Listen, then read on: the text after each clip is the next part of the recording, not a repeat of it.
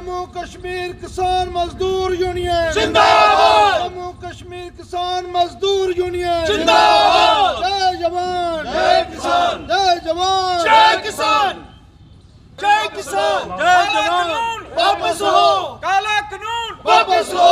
MSP granted खाओ। MSP legal guarantee दो। MSP legal guarantee दो।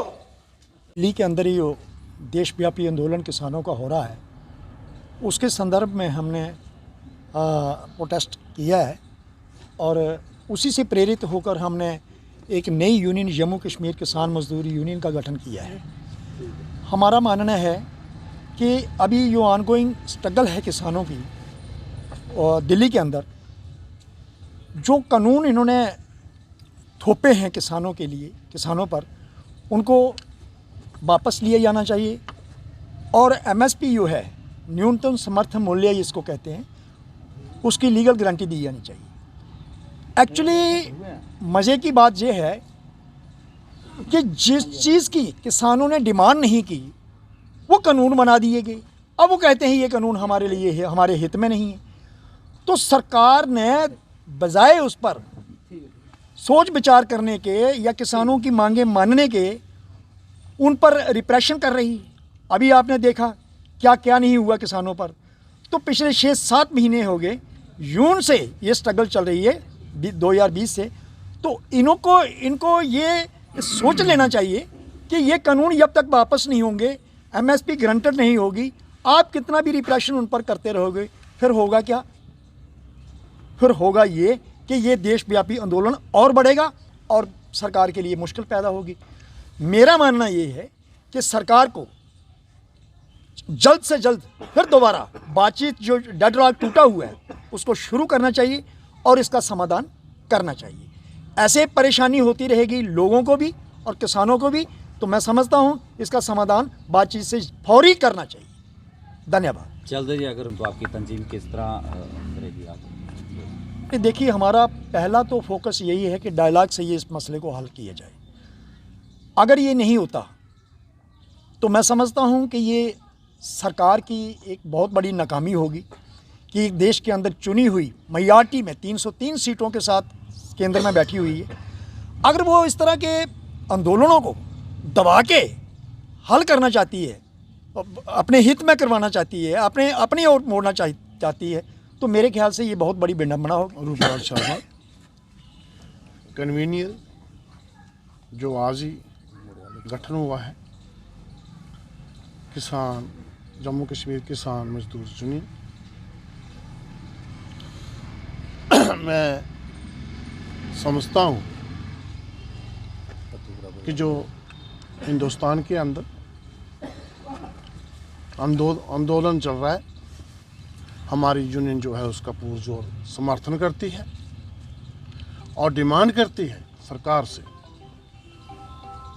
कि जो 3 काले कानून हैं उनको वापस लिया जाए और जो एमएसपी है, एमएसपी, उसको कानूनी जामा पहनाया जाए। इस पर हमने सरकार को आज जम्मू कश्मीर के किसानों की तरफ से चिताया है। कहीं ऐसा ना हो कि ये आंदोलन पूरे हिंदुस्तान के अंदर आग की तरह फैले और जो मेथड्स हिंदुस्तान की सरकार जो है इसको दबाने के लिए कर रही है, वो हिंदुस्तान की जनता के खिलाफ है, हिंदुस्तान के किसानों के खिलाफ है, आम आदमी के खिलाफ है।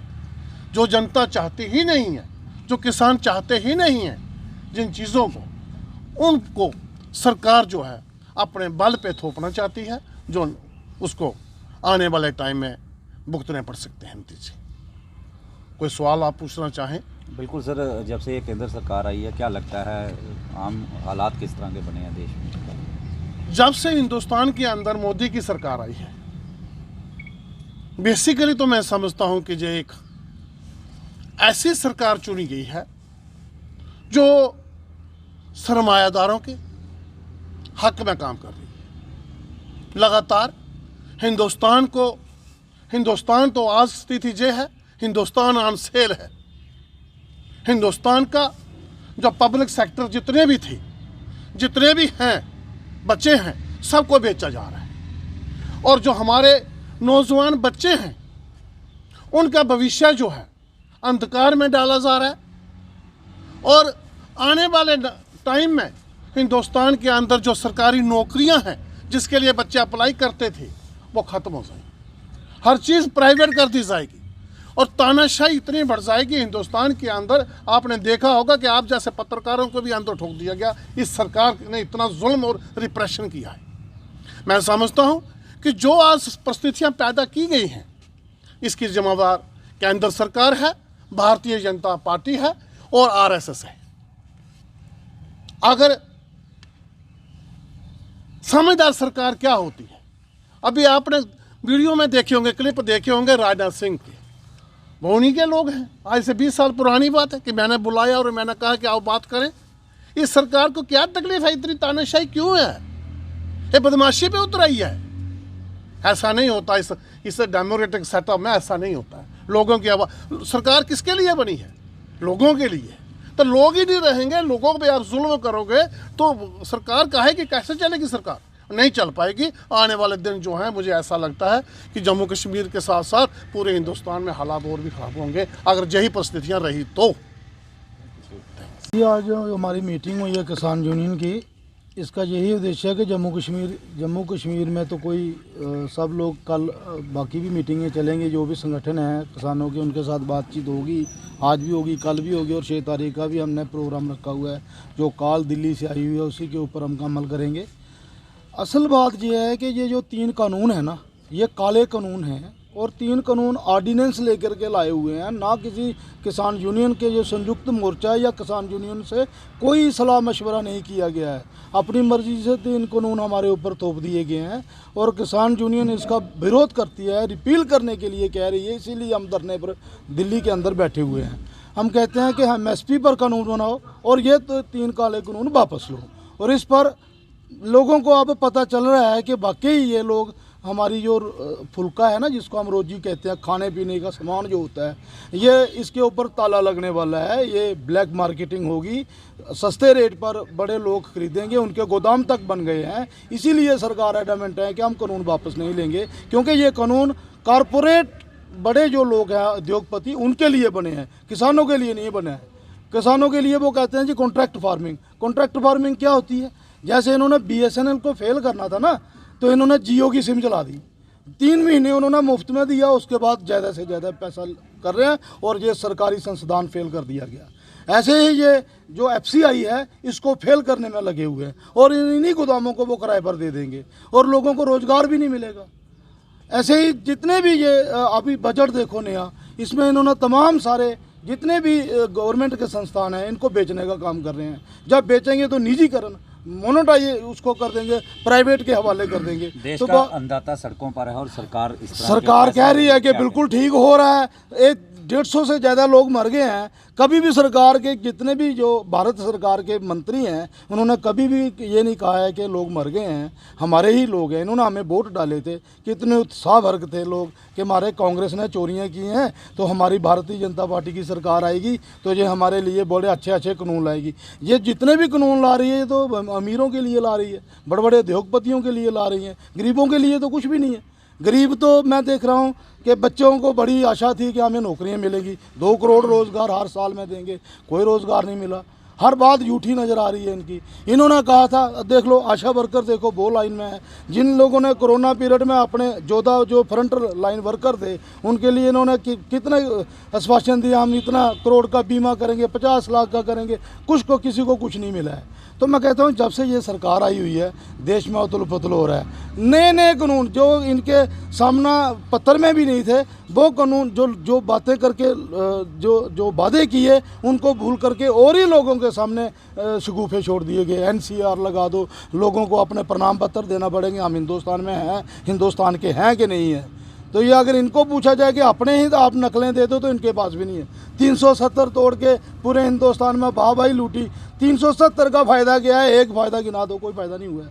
सरकार जम्मू कश्मीर के लोगों को क्या फ़ायदा उसके, उनकी जो पावर थी, हमने यूटी से स्टेट बनती देखी है, अगर स्टेट तोड़ के यूटी बना दी, ये मैंने पहली बार देखा है। भाई आप लोग ज़्यादा समझदार हो, पत्रकार हो, आप लोगों के माध्यम से जो पढ़े लिखे लोग हैं हमारी बात सुन, हम तो अनपढ़ लोग हैं, हमने नहीं देखा कभी स्टेट तोड़ करके यूटी बनाई। यूटी से स्टेट बनती है और हमारे पूरे अधिकार 4 लोगों को दे दिए, दिल्ली में जो बैठे हैं वो फैसला करते हैं जम्मू कश्मीर का। जी जी सर, बात यह है कि जो भी मेरे भाइयों ने आपको सामने जो भी बातें रखी हैं, ये सब हमने मिलजुल के तय की हैं कि हम जहां अपने डिस्ट्रिक्ट में भी अपनी मजदूर और किसान यूनियन बनाएं, और वही हमने जो आज डिसाइड कर लिया है, समझो कि आज से जो शुरू हो गई है। और हम ये चाहते हैं जो बाकी लोगों ने हमारे इधर यूनियन बनाई हैं जहाँ और ग्रुप बने हैं, हम उनको भी साथ लेकर चलेंगे, क्योंकि जो यूनियन जो बनी है, जो दिल्ली में जो धरना लगा है किसानों का,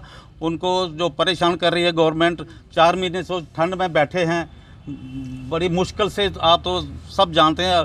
तो हम ये चाहते हैं कि हम उनका पूरा समर्थन करें, सब मिलजुल के उनके साथ चलें। जैसे 6 तारीख की डेट रखी है, उसमें भी हम पूरा बढ़ चढ़ कर पूरा साथ देंगे, और उनके साथ जो भी न्याय हो रहे हैं उनके साथ हम खुद न्याय सहन करेंगे। और जो गवर्नमेंट जो जब से भी आई है, ये तो एक कहते थे हिंदुस्तान में डेमोक्रेसी है, लगता है जब से गवर्नमेंट आई है डेमोक्रेसी इन्होंने ख़त्म कर दी है और डिक्टेटरशिप चला दी है इन्होंने। ये जो भी चाहते हैं वही करते हैं, दबाने की कोशिश करते हैं, ज़ोर से चलाते हैं गवर्नमेंट को, और किसी को अगर कोई इनके बोले भी तो उसको पूरे ज़ोर से दबा देते हैं।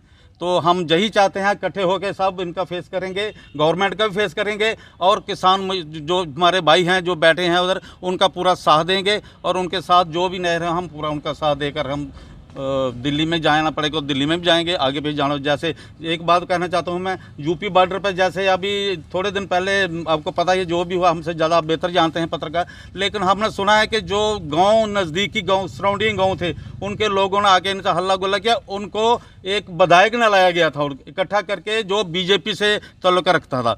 तो ये कहते हैं कि वो किसान लोग थे, किसान नहीं थे, ये सब बीजेपी गवर्नमेंट की साजिश है, वही करवा रही है, और उसी का कहने का मतलब यह है कि वो दबा रही है, लेकिन ये किसान दबने वाले नहीं हैं। हम सारे इकट्ठे होकर उनका पूरा मुकाबला करेंगे। जय हिंद। जय जवान।